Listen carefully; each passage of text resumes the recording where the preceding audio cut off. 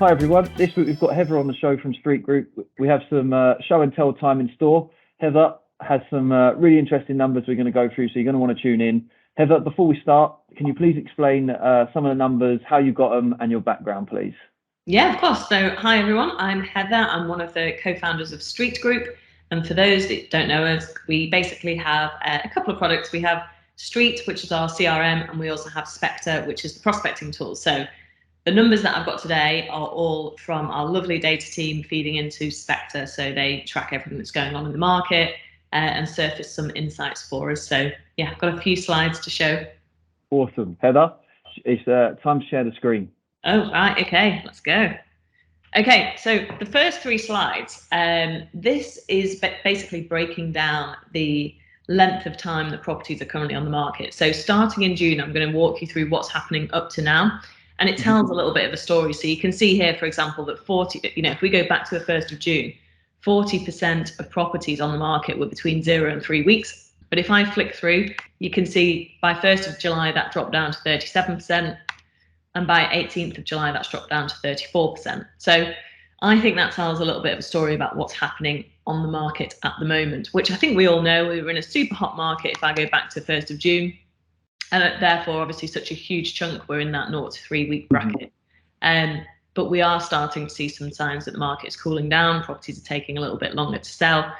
The other one that actually tells this story here as well is the 20 to 26 week bracket here. So the 3%, so only 3% of properties were on the market for between 20 and 26 weeks. But then you can see that rising to 5% by 1st of July and 6% by 18th of July.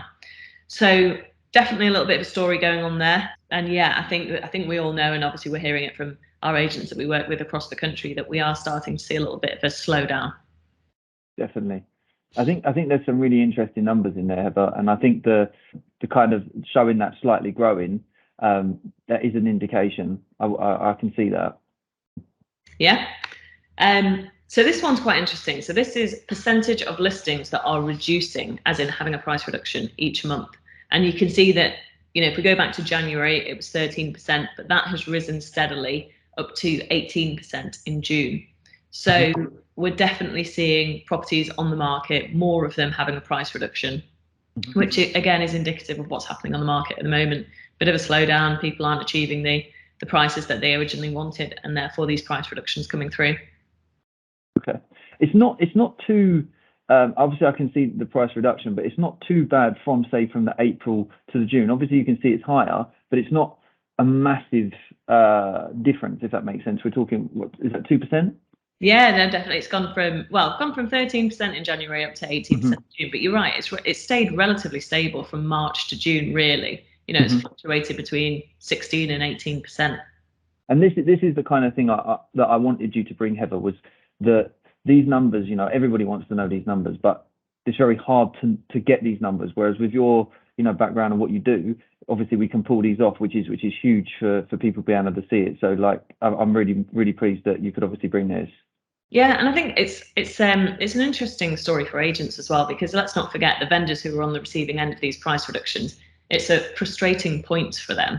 So with my Spectre hat on, we see that vendors are typically more likely to switch agent at certain points, and one of those points is following a price reduction. Whether or not it's right or wrong, they're particularly frustrated at that point. So seeing that trend upwards, I think it should give an indication to agents about maybe making sure that they're going after their competitors' stock where they have price reductions. Awesome. What else do you have in store for us, Heather? Okay, moving on. This actually follows on from the previous slide. So this shows the average price increase or decrease per month. So again, what's really interesting here is January is such a rarity that we actually saw the average price of properties on the market increase, which is rare. That is historically very rare. And then it's fallen back down, and you can see again it's trending downwards. So you can see those price reductions that we talked about on the previous slide. You can see that flowing through into this graph here. And the average price reduction in July. Yeah, so we're seeing the actual percentage reductions grow as well as the actual number of properties that are reducing. I think that follows on quite nicely from the previous slide, keeping that in store for the average price reductions. It is quite a difference from obviously say like the January, where you can see obviously how the graph's going. So that thanks for bringing these, Heather. These are great. Yeah, no worries at all. Yeah, it is interesting. Definitely tells a story. Okay, so this is percentage of listings falling through each month. So what we're seeing here is it's actually staying relatively stable, which I thought was quite interesting given how long the conveyancing processes are taking at the moment. And we're hearing this from agents all over the country, you know, it's particularly painful. But actually it's staying stable. But the longer this goes on, I think we will see this go up, because obviously the longer properties are going through conveyancing, the more likely they are to fall through. But it has actually stayed relatively stable pretty much since March, so around the 10%, which again, historically isn't unusual. But I do think with everything going on at the moment and how long the process is taking, we do see the risk of that going up. Yeah, but this is something that, you know, I personally asked you to bring, and I thought that it wouldn't be as stable as this. If I'm honest, I thought that it would be similar to you know, a graph that's gone down as opposed to up. You know, I thought that we would be seeing more of them sort of go, you know, in a downward spiral. Whereas this is you know, it's pretty stable. We're talking, you know, what, 8% January, 10% March, 9% for April, May, and June. You know, that's not very different at all across the whole year, which is really interesting. I was fully expecting this when we dug into it to be going up because of how long the process. Yeah, that's what I meant. Sorry, not down. Yeah, no. I'm with you. So it's quite interesting seeing it staying so stable.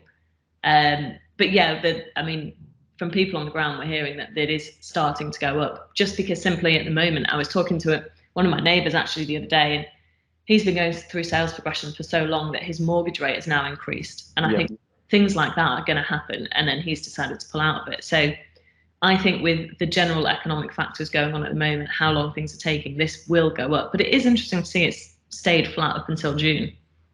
No, I couldn't agree more, Heather. So this is new listings per month. So what we've done is we've plotted the 2021 numbers against the 2022 numbers here.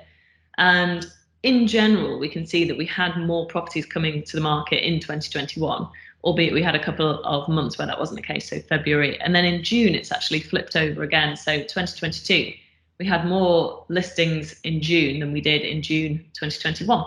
But generally, we've been slightly under, as you can see on the graph, where we were in 2021. 2022, obviously being the darker blue, I can see that it's a lot more stable in terms of, you see that April, May, and June, they're pretty much, what's it, 152, 152, 159. You know, that's very similar. Whereas in, for example, last year, you have, I know there's more, but you have obviously quite a big, you know, going downwards. Whereas it's quite good that we do have the stability on what's happening there, the stability on the fall through rates at the moment. So it is a good indication that things are stable at the moment, which is, you know, a great thing. And it's good to see that June is better this year than it was last year, because I wouldn't have also, when we was talking about what you could bring, I wouldn't have expected that. So that's another good indication. No, it's a really good point. And I think we're approaching a normal market again now. Obviously, we've had a mad market, haven't we, for quite a while, but I think we're seeing signs of it cooling down and stabilizing, as you can see here. Thank you so much, Heather. I really, really appreciate you bringing everything, and thank you so much for sharing it with us all.